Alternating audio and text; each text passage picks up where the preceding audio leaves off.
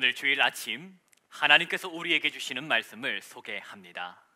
하나님의 말씀은 구약 성서 출애굽기 34장 29절로 35절까지의 말씀입니다. 이 말씀은 제가 가진 성경으로 구약 성서 136면 어간에 있습니다. 말씀을 다 찾으신 줄로 알고 출애굽기 34장 29절부터 35절까지의 말씀을 소리를 합하여 합독하겠습니다. 모세가 그 증거의 두 판을 모세의 손에 들고 시내산에서 내려오니 그 산에서 내려올 때에 모세는 자기가 여호와와 말하였으므로 말미암아 얼굴 피부에 광채가 나나 깨닫지 못하였더라.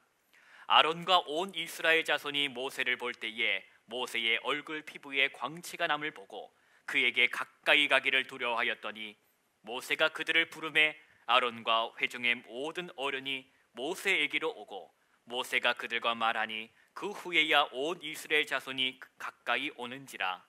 모세가 여호와께서 시내산에서 자기에게 이르신 말씀을 다 그들에게 명령하고 모세가 그들에게 말하기를 마치고 수건으로 자기 얼굴을 가렸더라.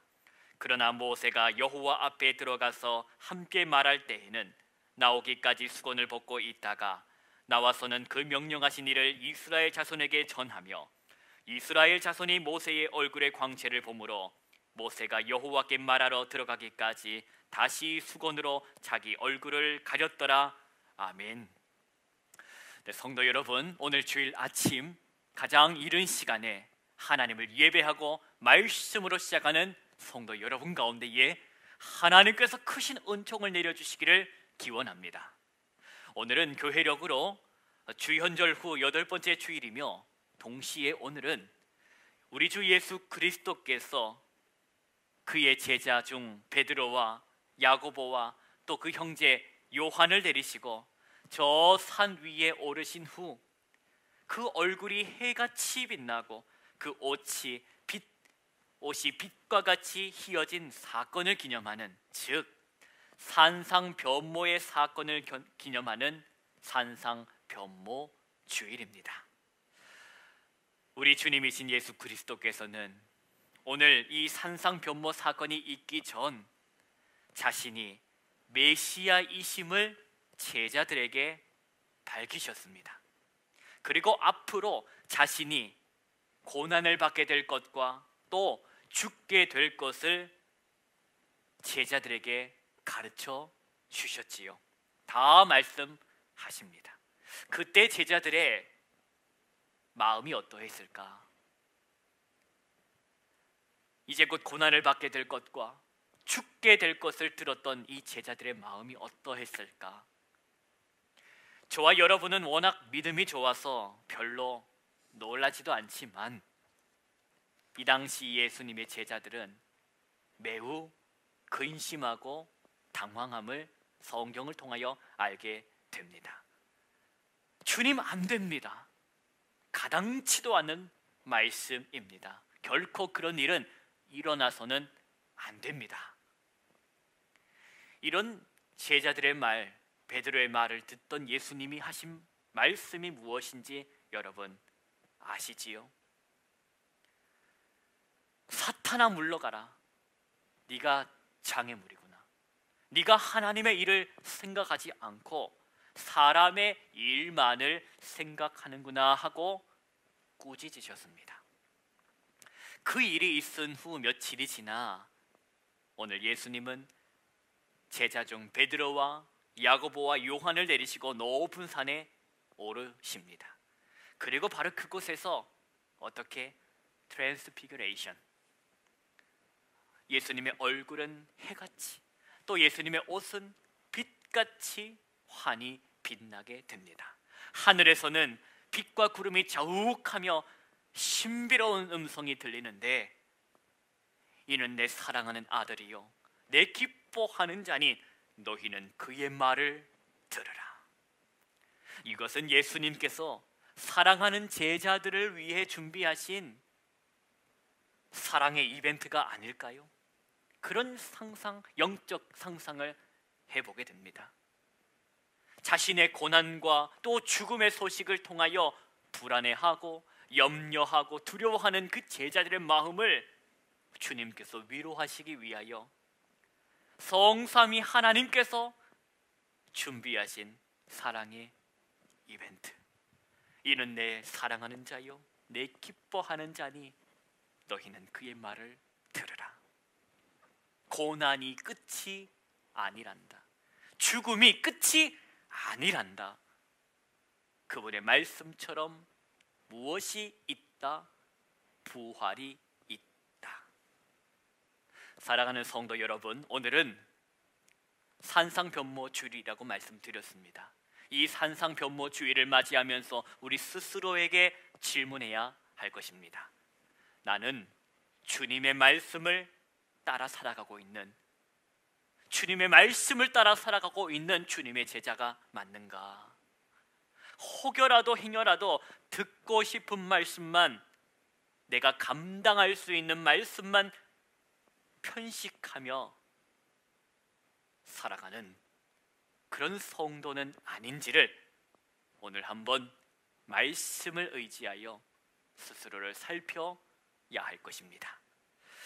우리 지난주일 시편 37편을 통하여 허락하신 말씀을 우리 한번 다시 되새겨보기를 원합니다. 말씀의 제목은 끊어질 인생, 이어질 인생.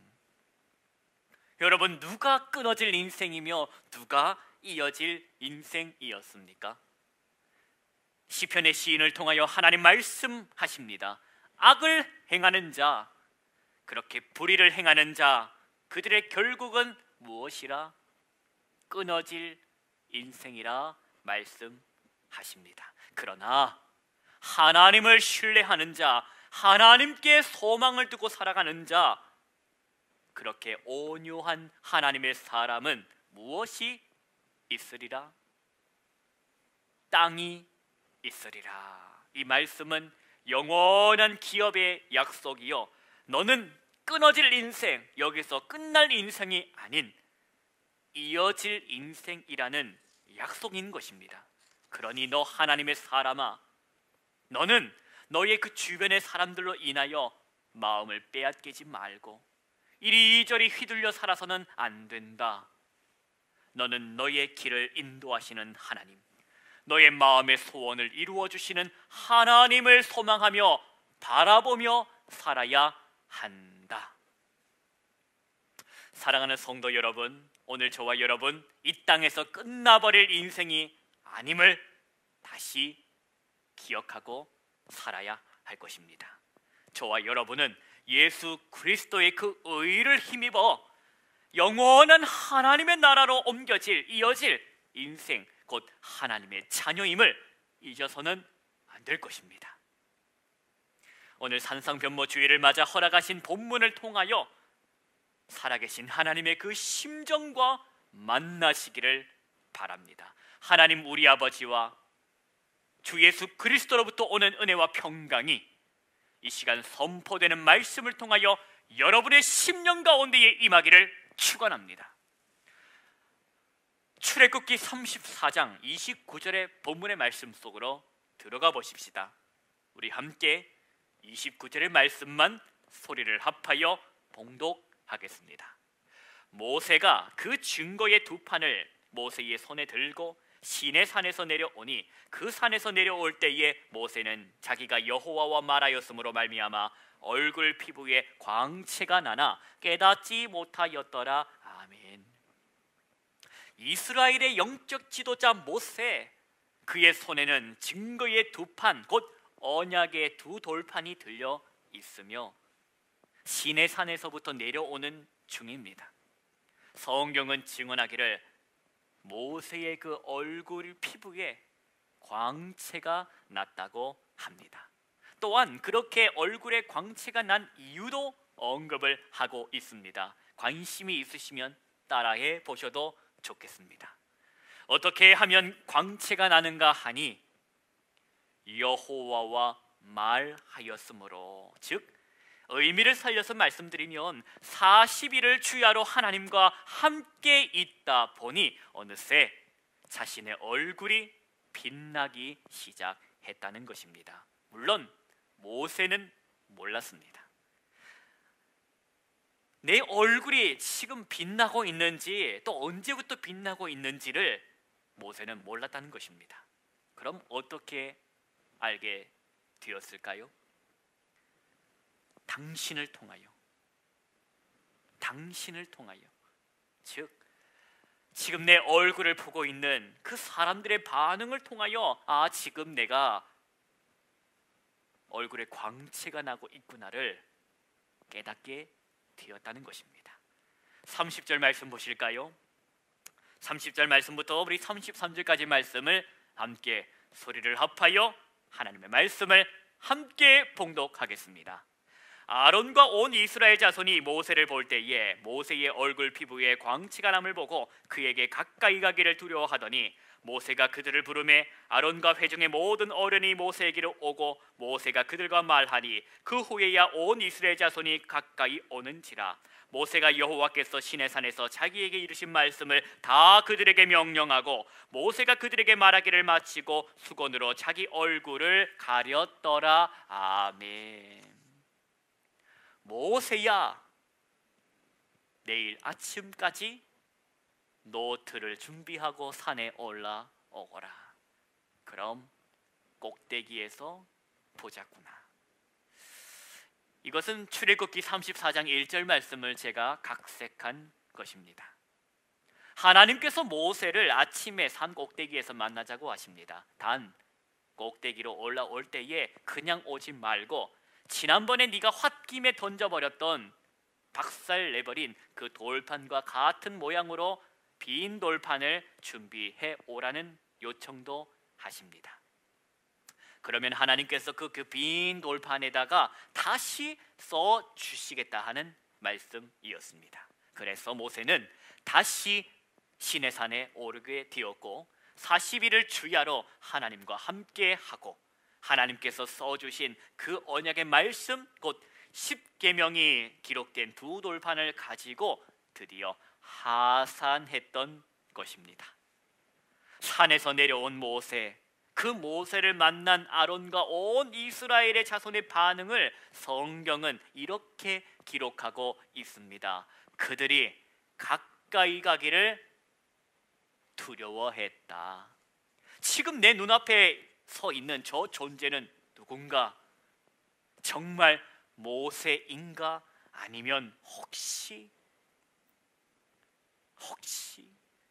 그렇게 멀찍이서 두려워 어쩔 줄 몰라 하는 그들을 향해 모세가 먼저 입을 열어 아론과 모든 회중의 지도자들을 불러 모읍니다. 그렇게 지도자들을 만난 모세는 그간의 이야기를 전해줍니다. 그러자 그 후에야 온 이스라엘의 백성들이 모세에게 나아오지요. 모세는 여호와께서 시내산에서 자신에게 들려준 모든 계명의 말씀을 전합니다. 그리고는 그 광채가 나는 그 빛나는 얼굴을 어떻게 수건으로 가리더라 하는 것입니다. 왜 가렸을까? 모세는 수건으로 그 빛나는 광채의 얼굴을 가린 이유가 뭘까? 이에 관하여 신약 시대에 사도 바울이 고린도 후서의 해석을 다른 대목이 있습니다. 고린도 후서 3장에 나오는 이 사건에 관한 바울의 해석인데, 사도 바울은 모세가 자신의 얼굴을 가린 이유에 대하여 이렇게 말합니다. 모세가 먼저 선소를 쳤다. 이게 무슨 말입니까? 자신의 얼굴의 그 광채가 사라져가는 것을 백성들에게 보여주지 않기 위해 먼저 수건으로 얼굴을 가려버렸다 하는 것입니다. 이것은 사도 바울의 해석입니다. 비유를 하자면 여러분, 화장품을, 그것도 물광이 나는 그 화장품을 바른 후 얼굴이 번쩍번쩍할 때에 사람들에게 얼굴 보여줬다가 효과가 떨어지기 전에 얼른 마스크를 덮어 씌워 얼굴을 가려버렸다 하는 것입니다. 이 같은 사도 바울의 해석은 그가 율법과 복음을 비교하는 가운데에 복음이 얼마나 뛰어나냐, 복음의 그 위대함을 강조하기 위한 의도가 있는 해석입니다. 시간이 지날수록 율법은 그 빛을 날로 잃어가지만 주 예수 그리스도를 통한 복음의 빛은 결코 시간이 지나지만 바래지지 않는다라는 것을 강조했던 것입니다. 일시적인 효과로 얼굴에 광채가 나게 하는 것이 율법이라면 주 예수 그리스도를 통한 복음의 빛은 영원하다 하는 것입니다. 우리 다시 본문으로 돌아오십시다. 우리 34절 말씀 보십니다. 34절과 35절 말씀 함께 봉독하겠습니다. 그러나 모세가 여호와 앞에 들어가서 함께 말할 때에는 나오기까지 수건을 벗고 있다가 나와서는 그 명령하신 일을 이스라엘 자손에게 전하며 이스라엘 자손이 모세의 얼굴의 광채를 보므로 모세가 여호와께 말하러 들어가기까지 다시 수건으로 자기 얼굴을 가렸더라. 백성들 앞에서 수건으로 그 얼굴을 가린 모세가 다시 그 얼굴의 수건을 벗을 때가 있다 하는 것입니다. 바로 하나님과 만날 때, 그때 그는 얼굴의 수건을 벗었다 하는 것입니다. 그리고 하나님께 받은 그 말씀을, 명령을 백성들에게 전할 때에도 모세는 광채가 나는 그 얼굴로 말씀을 전합니다. 그리고는 다시 수건으로 얼굴을 가렸지요. 성도 여러분, 오늘이 무슨 날이라고 했습니까? 산상변모 주일이라고 말씀드렸습니다.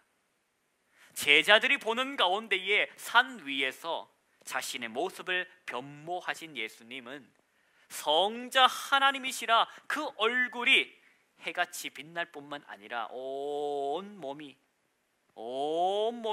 빛같이 희어졌다고 성경은 증언합니다.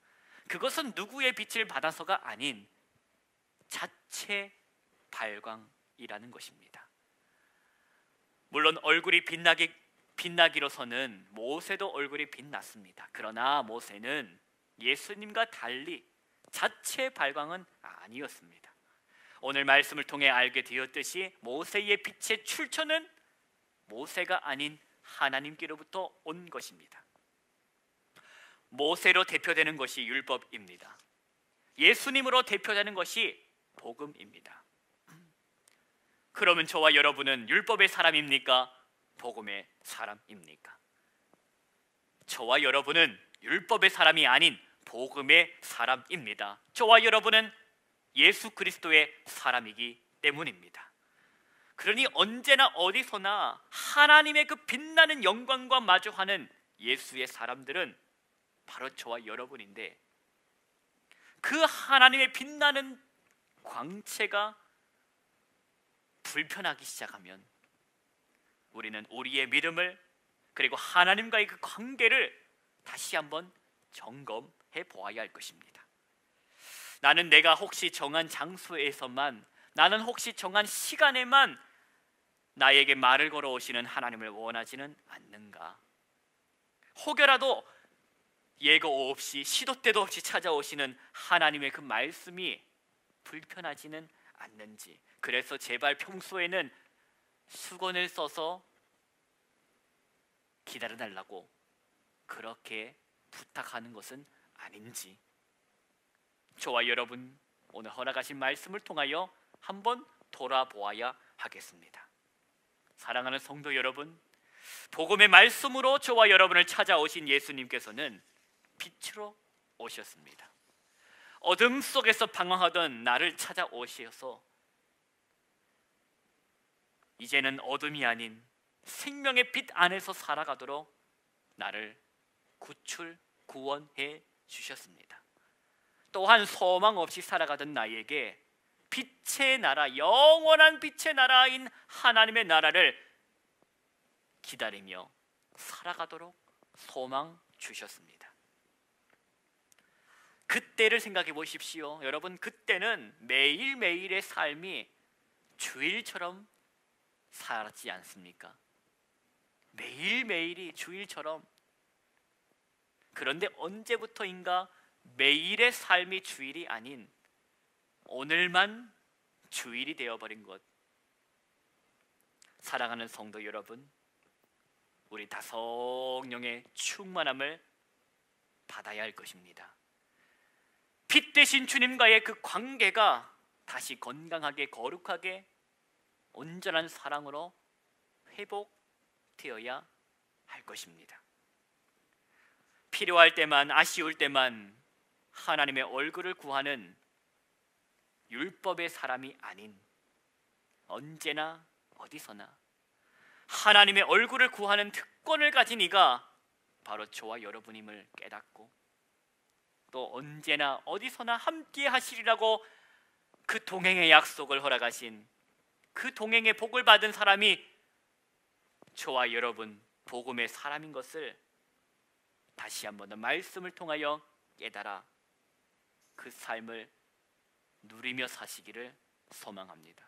사랑하는 성도 여러분, 하나님의 그 빛을 부담스러워하지 맙시다.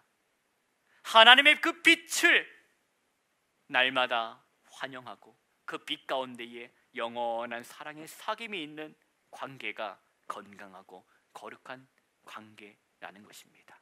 오늘 주일을 맞아, 산상변모 주일을 맞아 나는 주님, 그 빛 대신 주님 앞에 불편한 마음으로 서 있는지, 숨기고 싶고 가리우고 싶은 마음으로 서 있는지, 아니면 주님과 늘 함께함이 기쁨인지 스스로 돌아보는 주일이 되기를 소망합니다. 기도하십시다.